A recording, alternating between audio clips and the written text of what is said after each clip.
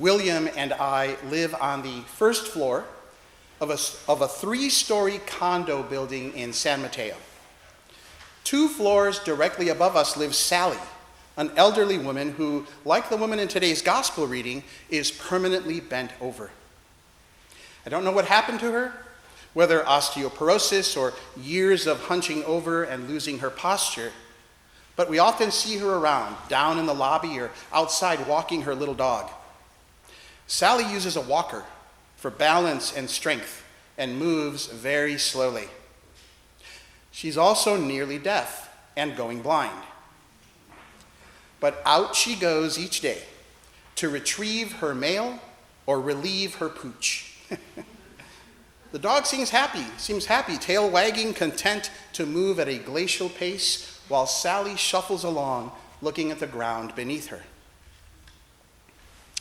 One day, Sally's caregiver, a not very responsible friend of the family, left the water running in the kitchen sink till it overflowed down into the second-floor apartment, and then far enough into ours that it was dripping from the vent above our stove.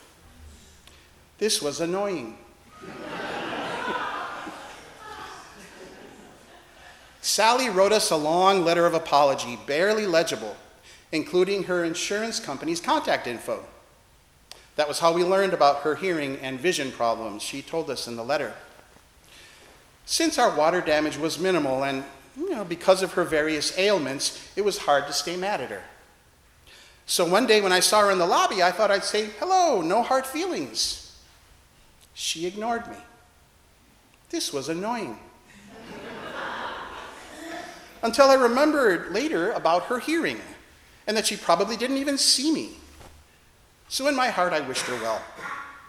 But I don't really ever engage with her anymore except to hold the door open sometimes. We have grown to love our condo apartment, sort of. But every time we travel abroad, we fantasize about retiring there in the future. This year, as we toured cathedrals all over England, the topic took on some urgency. William wanted to move there now. Let's not go back home, he'd say. It's only going to get worse there. Whenever we would chat with the cathedral dean or canon for any length of time, the subject of our moving there would come up. One priest in Hereford told us more than once, "You'd be welcome here," which William later translated as, "He offered you a job."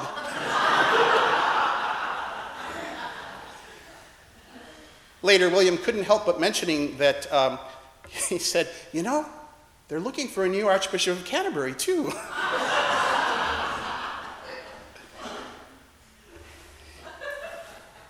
It's not that funny. In all seriousness, my husband's response to the state of our nation does concern me. He rages, despairs, gets anxious, posts fiery Facebook messages, has trouble sleeping. And of course, like many of you, I too am worried. I feel dread in the pit of my stomach. Germany, 1937. But my answer to William's dream of packing up and moving has always been the same. It was always the same wherever we went. I'd love to, but I can't leave the people of St. Luke's. And he'd look downcast and reply, "I know." The task of any good sermon is to offer its listeners some combination of 3 things: comfort, challenge, and exhortation, meaning encouragement or counsel or a take-home message for your week. I'm finding it hard to do even 2 of those at a time these days, because I want to be honest with you. So I can't do the Pollyanna comforter thing. Everything's going to be all right. Nor does it feel authentic to simply be the encourager. Come on, let's keep trying. We'll get through this. Just don't give up. So that leaves challenger and doomsayer. But how does that help anyone? A spiritual leader who does not offer her or his people hope is unworthy of the trust and position bestowed upon them. I've been wanting to acknowledge something for a little while now. I have been told, either directly from some of you or indirectly from others who have heard you speak, that a few of you get tired of hearing about politics in the sermons. Some get offended. Maybe not most of you, but it pains me to know that I'm upsetting anyone. And you know, I get it. Believe me, I get tired of preaching this stuff too. Well, except for the self-righteous hit that it brings, if I'm being honest. But I would happily give that up too if these days were not so dire. All I can say is when I do bring up politics, I don't speak of these things lightly. And you'd be surprised at how much I am actually holding back. When I picture the bent-over woman who walks into the synagogue in Luke's gospel week after week, I don't think of her as disabled. I see her as someone who perseveres despite her physical challenges. She could have stayed home all those 18 years she was afflicted, avoided the whispers and stares that followed her each time she stepped out the door. But she loved God and would not let her lot in life dictate how she would live the rest of it. And when I think of my neighbor Sally and start to feel sorry for her and start to pray that I don't wind up the same way, I remind myself that actually she's strong. Whatever she's been through, she has not given up. Even if for no other reason than that her dog needs a walk and a poop, Sally steps forth. What about you?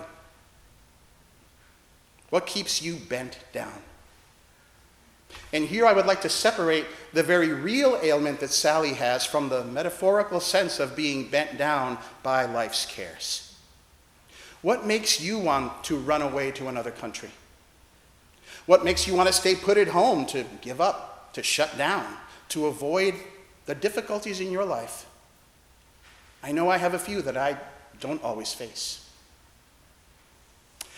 And I know that some of you have been or are going through some terrible things that feel insurmountable. But this is your life. And this is your community. And this is your country. And at some point you must decide whether you will remain bent down by sorrow or fear or anger or whatever, or whether you will stand up straight and face it. It is in the standing up that we experience healing. With God's help, Christ lays hands upon us and we are strengthened for the challenges ahead. I am bent over not only by my own unhealthy habits, but also by anxiety at how our nation is falling off a cliff into fascism. And so my version of standing up straight to face what scares me is not to run away to England, but to promise as best I can that I will stay here with you. To encourage you from this pulpit to stay strong. To exhort you week in and week out to not look away from the suffering in the world, even when it doesn't align with your politics. You can be anti-illegal immigration and still be horrified at families being ripped apart. You can be pro-Israel and still be aghast at Gazan children being starved to death. I can think what I do about Republicans in my mind, yet still know and love the ones in my life. It's complicated, and yet not. Isaiah states it pretty clearly in our first reading. If you remove the yoke from among you, the pointing of the finger, the speaking of evil, if you offer your food to the hungry and satisfy the needs of the afflicted, then your light shall rise in the darkness, and your gloom be like the noonday. The Lord will guide you continually, and your bones will be made strong. I say it's not complicated, but that doesn't mean it's easy. In the letter to the Hebrews today, we are warned, see that you do not refuse the one who is speaking, i.e. God, because God is going to shake things up so that what cannot be shaken may remain. In other words, there are moments in history and times in your life when we will be shaken until our teeth rattle. And while that doesn't make tragedy okay, there is the hope that what remains after the shakeup will be rock solid. Therefore, since we are receiving a kingdom that cannot be shaken, let us give thanks, by which we offer to God an acceptable worship with reverence and awe. For indeed, our God is a consuming fire. That is not a cuddly image. It is, however, the promise that whatever crucible you fall into that burns and melts you down can also be the vessel in which you are reshaped into an even more galvanized, compassionate, resilient, loving soul. I read a Substack newsletter by Robert Hubble, who can be annoyingly positive sometimes. In fact, in a recent post, he noted, "I often write about hope and optimism in this newsletter. For reasons that are unclear to me, that message makes some people angry. They tell me literally that it is counterproductive to suggest that we must remain hopeful and optimistic in the face of daunting challenges. I disagree with the criticism and often wonder why people who believe that forecasting doom is an effective rallying cry are reading this newsletter." He continues, "My point is this. Remaining hopeful and optimistic does not mean that we should delude ourselves or live in a fantasy world. We must remain rooted in reality if we hope to change it." Hubble goes on to quote Václav Havel, playwright and first president of the Czech Republic, who wrote, "Hope is not prognostication. It's not foretelling the future.